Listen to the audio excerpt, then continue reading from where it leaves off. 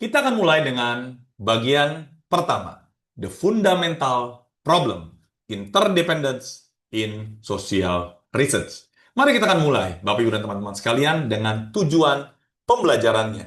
Jadi ada 3 tujuan pembelajaran. Diharapkan Bapak Ibu dan teman-teman para mahasiswa doktoral bisa mempelajari tentang apa itu dyadic research. Berangkat dari masalah ontologis datanya, bukan dari teknik analisis, lalu menjelaskan makna interdependence dalam relasi sosial, dan juga menyadari mengapa banyak fenomena organisasi tidak dapat dipahami secara individual. Jadi Bapak Ibu teman-teman sekalian, titik awalnya yang seringkali keliru adalah sebagian besar penelitian dimulai dengan asumsi setiap responden itu adalah unit yang berdiri sendiri. Asumsi ini tidak selalu salah, tetapi tidak selalu benar, terutama dalam konteks sosial dan organisasi. Jadi, Bapak, Ibu, dan teman-teman sekian, realitasnya dalam penelitian sosial dan organisasi, individu itu tidak hidup dalam ruang hampa. Lalu di ruang apa tentunya ya? Jadi dalam konteks organisasi, individu itu bekerja bersama dengan orang lain, dipengaruhi oleh atasan, membentuk makna melalui interaksi, dan juga bereaksi terhadap perlakuan yang tidak sama. Nah, pengalaman psikologis seringkali tidak sepenuhnya independen.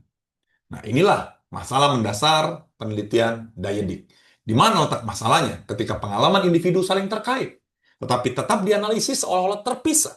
Dan disinilah masalah mendasar Dyadic Research bermula. Tada! Nah, jadi teman-teman sekalian, Bapak Ibu semua, interdependence sebagai fakta sosial. Nah, bukan masalah statistik. Menurut Kenny dalam bukunya yang kita bahas ini, interdependence itu bukan sekedar pelanggaran asumsi statistik. Tapi interdependence itu adalah karakteristik inherent relasi sosial.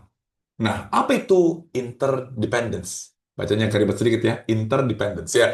Jadi interdependence itu berarti adalah apa yang dirasakan, dipikirkan, atau dilakukan individu A berkaitan dengan apa yang dirasakan, dipikirkan, atau dilakukan individu B. Jadi hubungan ini bukan kebetulan, bukan noise, tapi muncul dari relasi sosial itu sendiri. Kata kuncinya adalah relasi sosial. Nah, mengapa interdependensi terjadi? Interdependensi muncul karena apa? Karena ada interaksi yang berulang. Ya, nanti akan kita lihat contohnya. Ada ketergantungan peran, ada tujuan bersama, ada sejarah relasi sebelumnya. Jadi relasi menciptakan keterkaitan pengalaman. Nah, contoh, ini contohnya ya. Jadi ketika kita lihat peran ya, supervisor itu memberikan arahan kerja, menentukan target dan prioritas, menciptakan iklim komunikasi dalam tim.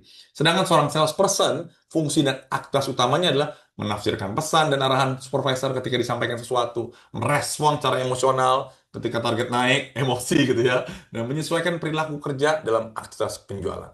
Jadi contoh organisasi sederhana. Jadi, apakah kondisi psikologis salesperson itu murni individual? Hampir selalu dikatakan tidak. Namun, Bapak, Ibu, dan teman-teman sekalian, seringkali supervisor dan salesperson ini diperlakukan sebagai responden yang terpisah. Relasi kerja yang sama tidak diakui dalam desain penelitian. Ini adalah blind spot penelitian individual.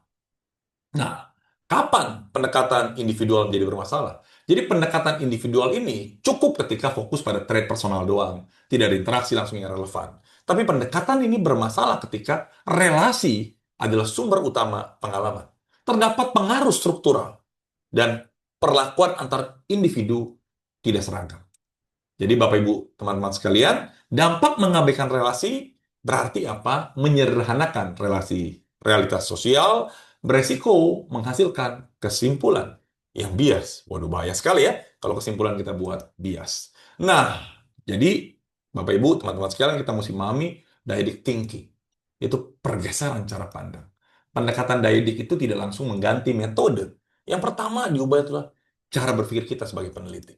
Dari apa yang mempengaruhi individu X menjadi bagaimana pengalaman X terbentuk dalam relasinya dengan Y. Lihat ya, menarik ya. Terjadi pergeseran. Bukan apa yang mempengaruhi, tapi bagaimana pengalaman X itu terbentuk dalam relasinya dengan Y. Jadi, Bapak Ibu, teman-teman sekalian, posisi individu dalam dyadic itu, individu tetap penting. Individu tidak dihapus, tapi dipahami sebagai bagian dari hubungan, interdependence. Makna pengalaman muncul dalam relasi. Jadi, ringkasannya, materi bagian pertama ini, direct research, berangkat dari interdependence sebagai realitas sosial. Interdependence ini bukan kesalahan desain, tetapi karakteristik relasi. Pendekatan Daidik mengajak peneliti untuk tidak hanya mengukur individu, tetapi memahami individu dalam hubungan. Demikian sesi bagian pertama. Lebih detailnya kita akan bahas di bagian kedua.